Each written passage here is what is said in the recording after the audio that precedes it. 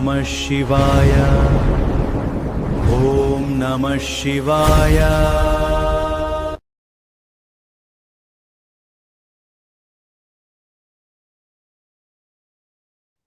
ஐந்தாவது ஆய்வு ஜாதகத்தை தொடங்குவதற்கு முன்பாக இந்த வகுப்பு இனிதே நடந்து முடிப்பதற்கு எல்லாம் வல்ல இறைவனையும் சிவபெருமானையும் மனதில் நினைத்து ஒரு நிமிடம் வேண்டிக் கொள்ளும்படி அன்புடன் கேட்டுக்கொள்கிறேன்.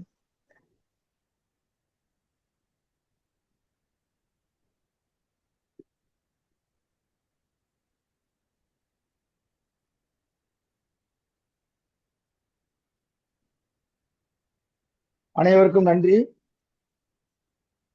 இன்னைக்கு ஆய்வு ஜாதகம் ஐந்தாவது ஜாதகத்தை இன்னைக்கு ஆய்வு செய்ய போறோம். 20/6/1990 பிற்பகல் 1:41 தூத்துக்குடி மாவட்டம் கோவில்பட்டியில் பிறந்த ஆண் ஜாதகம் ஒரு கணிப்பு. இந்த ஆய்வு ஜாதகத்தை நேத்தே நம்ம 24 மணி நேரத்துக்கு முன்பாகவே உங்களுக்கு வழங்கப்பட்டது. அவருடைய பிறந்த தேதி, பிறந்த டைம், பிறந்த ஊர், ஆனா பெண்ணா என்ற முழு விவரத்தையும் உங்களுக்கு வழங்கப்பட்டது. அந்த விவரத்தை எல்லாம் நீங்கள் ஆய்வு செய்து இன்னைக்கு குறைந்தது ஒரு 5 பேர் அந்த ஆய்வு என்ன சொல்லுகிறது என்பதை நீங்கள் இப்போது ஆய்வை சமர்ப்பணம் செய்ய வேண்டும். அதற்கு பிறகு விருப்பமான நபர்களும் ஆர்வமான நபர்களும் யாரென்றாலும் சரி, அவங்களும் தன்னுடைய கருத்துக்களை சொல்லலாம். நம்ம தப்பா சொல்லிடுவோமோ, அசிங்கமா போயிருமோ அப்படிலாம் நினைக்கவே வேண்டாம். நீங்க தப்பு பண்ணும்போது எது சரி என்பதை தெரிந்து கொள்வதற்கு நீங்கள் எந்த அளவுக்கு ஜாதகத்தை புரிந்து கொண்டு இருக்கிறீர்கள் என்பதை நான் அறிந்து கொள்வதற்காகத்தான் இந்த ஆய்வு. இந்த பலன் எடுக்கக்கூடிய சூட்சும விதிகளில் 3 நிலைகள் இருக்கிறது. அதுல ஒரு முதல் நிலையைத்தான் நம்ம 4 ஆய்வு ஜாதகத்திலையும் பார்த்துக்கிட்டு இருக்கோம். அதுக்கடுத்து 2வது நிலைக்கு போகணும். முதல் நிலையே சரியா இன்னும் இல்லாத போது 2வது நிலைக்கு போனா நல்லா இருக்காது. 2வது நிலைக்கு அப்புறம் 3வது நிலைக்கு போகணும். இந்த 3 நிலையும் முடிச்சுட்டா நீங்க கான்பிடண்டா என்கிட்ட சொல்லணும் உங்க மனசார, சார் எங்களுக்கு இப்ப ப்ரொடிக்ஷன் எடுக்க தெரியும், ஒரு திசைக்கு 9 புத்திக்கு நாங்க எடுத்துருவோம் அப்படின்னு நீங்க சொல்லிட்டீங்கன்னா மிகச்சிறந்த எனக்கு ஒரு சந்தோஷமா இருக்கும், ஒரு வெற்றியை கொடுக்கும். ஓகேவா? இப்ப இந்த ஆண் ஜாதகத்தினுடைய கணிப்புகளை பற்றி இப்ப பார்ப்போம். வாங்க. முதல் ஆய்வாளர் யார்?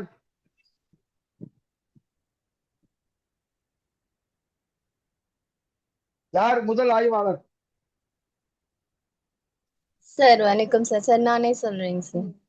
சரி சொல்லுங்க சார். என் நேம் எல்லாம் சொல்லாங்களா? ஆமா, பேரு ஊரு அவங்களோட நேம். சார் வணக்கம் சார். என்னோட பேரு நித்யா. நான் கள்ளக்குறிச்சில இருந்து பேசுறேன் சார். இங்க நிறைய பேர் நிறைய விஷயம் தெரிஞ்சவங்க இருக்காங்க. நான் தப்பா சொன்னா மன்னிச்சுக்கோங்க சார். லக்னாதிபதி புதன் சுபரா இருக்காங்க. அவங்க சுபர் மனையிலயும் இருக்காங்க. அதனால ஜாதகர் நல்லவர். Okay sir. சார் அப்புறம் எப்போதுமே நம்ம ஆயில தானே பார்க்கணும்னு சொல்லுவீங்க சார். 8க்கும் 3 கூறியவங்க கேந்திரம் கோணம் ஏறினாங்கன்னா அவங்களுக்கு ஆயில் உண்டு அப்படின்னு சொன்னீங்க. சோ அவங்களுக்கு ஆயில் இருக்கு. சரி, திருமணம்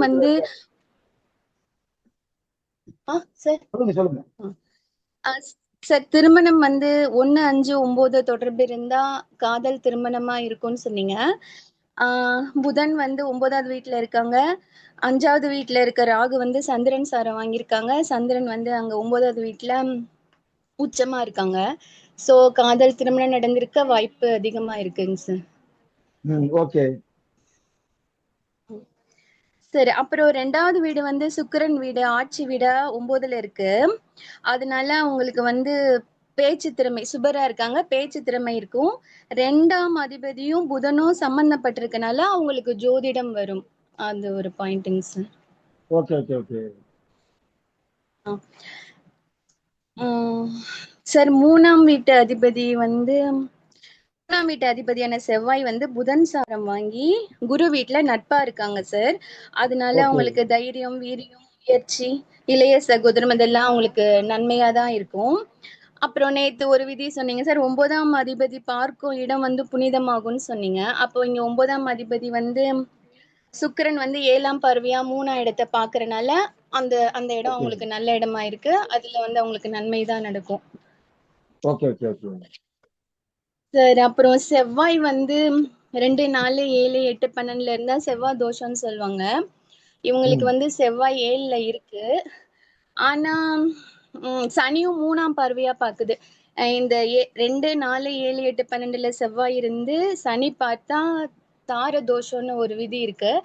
ஆனா இவங்களுக்கு செவ்வாய் திசை வந்து இவங்களுக்கு சின்ன வயசுலயே முடிஞ்சிடுச்சு. 14 ம்.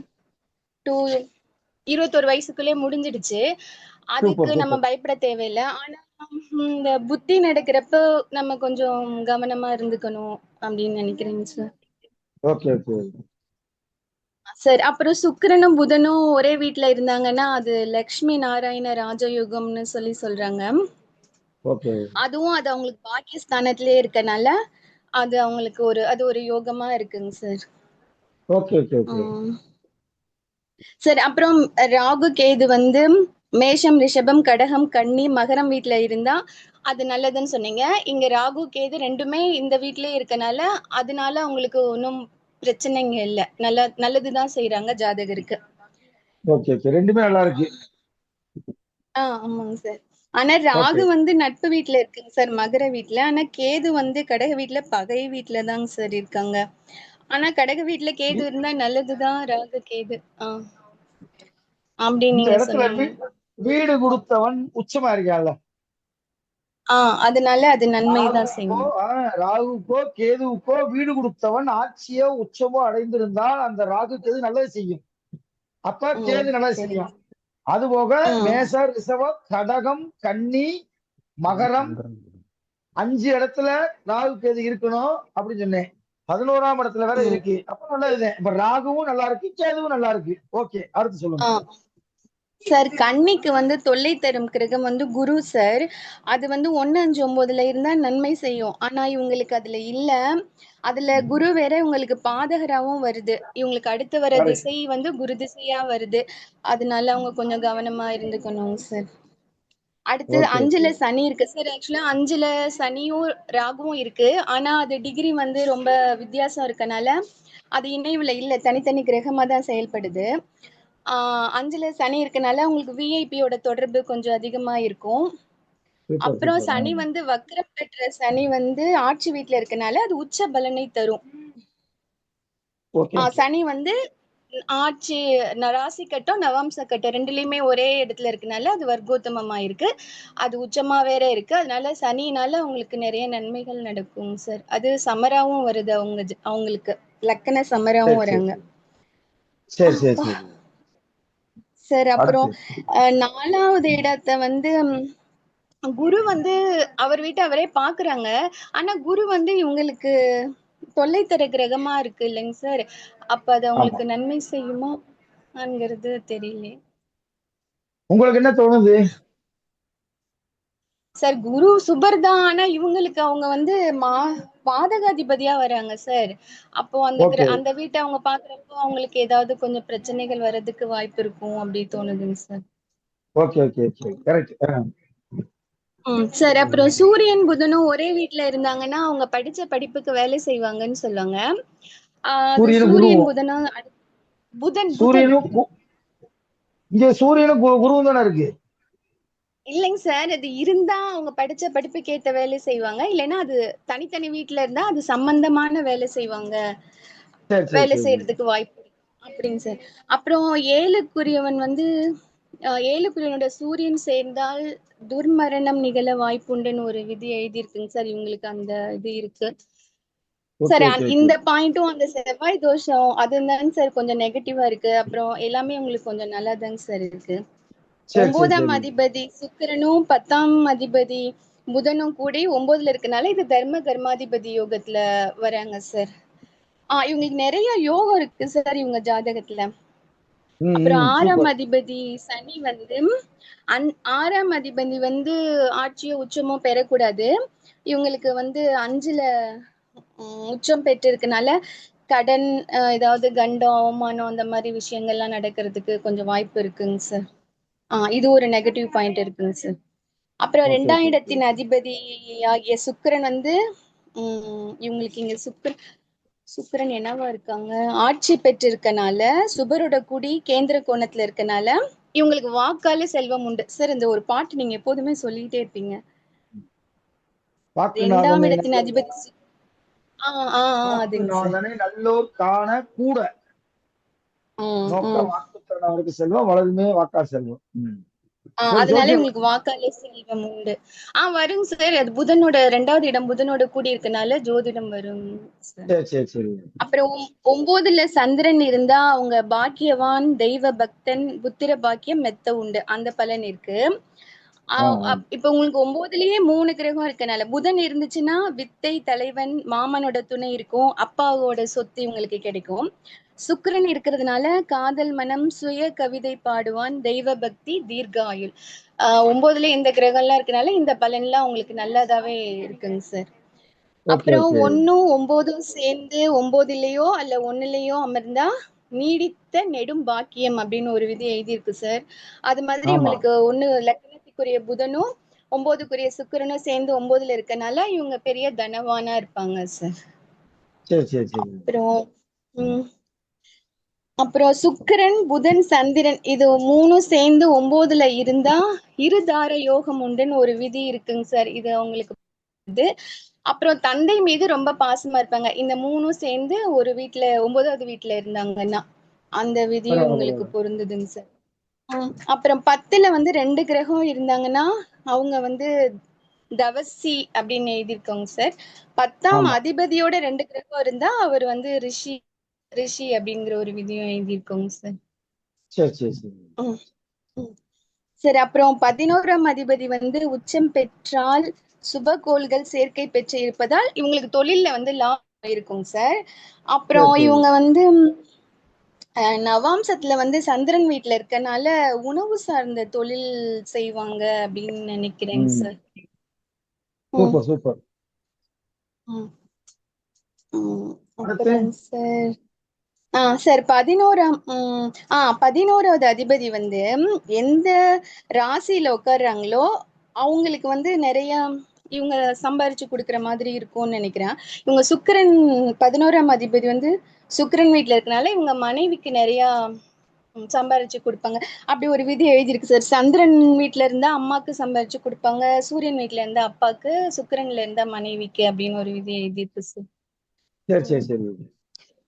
அப்புறம் வந்து 11ஆம் அதிபதி சந்திரனா இருக்கனால இவங்க வடமேற்கு திசையில வந்து இவங்களுக்கு லாபம் வரும் திசையா அமையும் அப்படின்னு சொல்லி எழுதியிருக்கு சார். Okay okay okay. சரி, அப்புறம் 11 கூடிய சந்திரன் வந்து சுபர் வீட்டுல உட்கார்ந்துருக்கனால இவங்க வந்து நிறைய நற்காரியங்களுக்கு செலவு செய்வாங்க அப்படிங்கிற விதி இவங்களுக்கு பொருந்ததுங்க சார். சரி சரி சரி சரி. சரி, அப்புறம் ராகு கேதுக்கு வீடு கொடுத்தவங்க வந்து ஆட்சி உச்சமானால் ராகு கேது திசை வரும்போது இவங்க பல கோடிகளுக்கு அதிபதியா இருப்பாங்க அப்படின்னு இருக்குங்க சார். ஆக்சுவலா இவங்க வந்து நல்ல வசதி வாய்ப்பான ஒரு ஃபேமிலியா இருப்பாங்கங்கிற மாதிரி தாங்க சார் எனக்கு எழுதின வரைக்கும் தெரிஞ்சது. அப்புறம் சரி சரி குருவுக்கு சரி. 12ல வந்து சந்திரன் இருக்கனால அது சகட யோகம்னு சொல்றாங்க சார். அது 6, 8ல இருந்தா கொஞ்சம் அதிகமான கெடுபலன் இருக்கும். 12ல இருந்தா அது அவ்வளவா இருக்காது. அப்புறம் சந்திரன் வேற இங்க உச்சமா தானேங்க சார் இருக்காங்க. ஆமா. உச்சத்துல இருக்காங்களா மூல அதனால இது அவங்களுக்கு ஒண்ணும் பெரிய பாதிப்பு தராது அப்படின்னு நினைக்கிறேங்க சார். சரி சரி ம். சரி. சரி, அப்புறம் செவ்வாயில் இருந்து 4, 5, 9, 10ல் குருவோ புதனோ இருந்தால் அவர் சீமான் அப்படின்னு இருக்கு. இவங்களுக்கு வந்து செவ்வாய்க்கு 4ல குரு இருக்காங்க. அதனால இவங்க நல்ல இதா இருப்பாங்க சார்.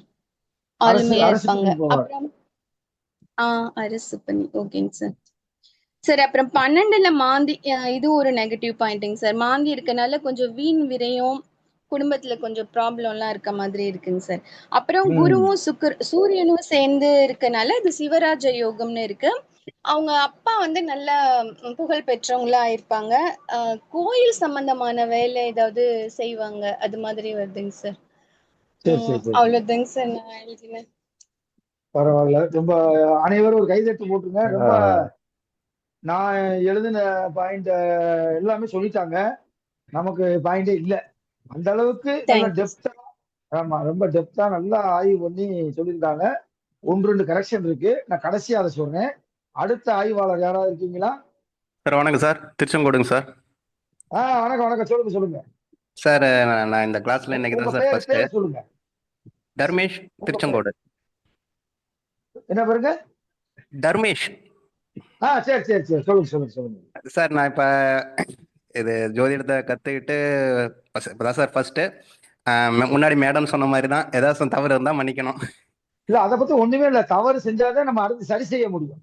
நல்லதுங்க சார், நன்றிங்க சார், நன்றிங்க சார். சார் சார் வாய்ஸ் எதுவும் கேட்கல. போலாமா?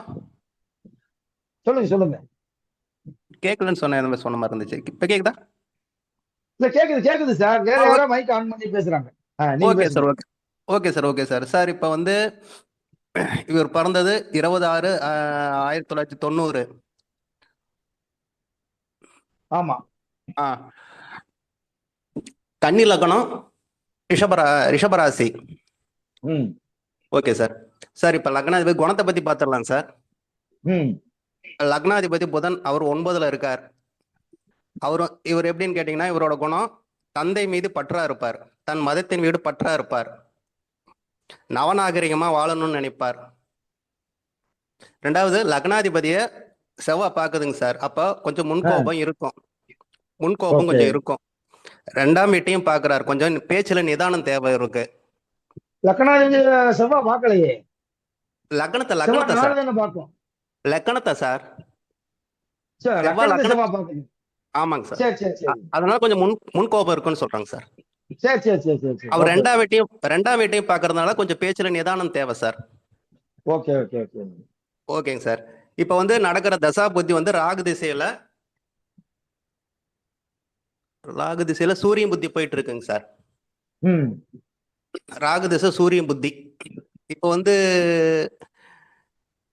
ராகு வந்து சனி போல் செயல்படுவார் சார். சனி போல் செயல்பட்டு அவர் வந்து நல்ல இடத்துல தான் சார் இருக்காரு, நட்பு வீட்டுல தான் இருக்காரு, 5ஆம் வீட்டுல தான் இருக்காரு. 5ஆம் வீட்டு அதிபதி போல தான் சார் செயல்படுவாரு. அப்புறம் பெரிய பாதிப்பெல்லாம் ஒண்ணும் இல்லைங்க சார். இப்ப குரு புத்தி, குரு வந்து என்னங்க sir? Okay okay okay okay. பெரிய பாதிப்பு எதுவும் இருக்க வாய்ப்பு இல்லைங்க சார். அடுத்தது வந்து இப்ப கோச்சாரத்துல வந்து நல்லா இருக்கா? கோச்சாரத்துல வந்து செவ்வாய் மேல சனி போறதுனால கொஞ்சம் அவருடைய பங்காளிக்குள்ளார கொஞ்சம் அந்த சகோதரம் கொஞ்சம் கவனம் தேவைங்க சார். சரி சரி சரி. அதுதான், அதுலதான் கொஞ்சம் கவனமா இருக்கணும். மற்றபடி ஒன்றும் பெரிய பாதிப்புலாம் இல்லைங்க சார். இப்ப இருக்கிற தசா புத்திக்கு. மேடம் முன்னாடியே சொல்லிட்டாங்க. வேற பாயிண்ட் எல்லாம் நான் வச்சிருந்தேன், அதெல்லாம் முன்னாடி மேடம் சொல்லிட்டாங்க. வேற எது புதுசா சொல்றதுக்கு ஒண்ணு இல்லைங்க சார். இல்ல இருந்தாலும் சொல்லுங்க. இல்ல எல்லாமே நான் ஏன்னா கேதுக்கு வீடு கொடுத்தவர் உச்சம், அதை கரெக்டா சொல்லிட்டாங்க. எல்லாமே பாயிண்ட் கரெக்டா வந்துருச்சு. அவ்வளவுதான் சார் நான் ப்ரொடியூஷன் பண்ணது. கரெக்டா தப்பா நீங்க தான் சார் சொல்லணும்.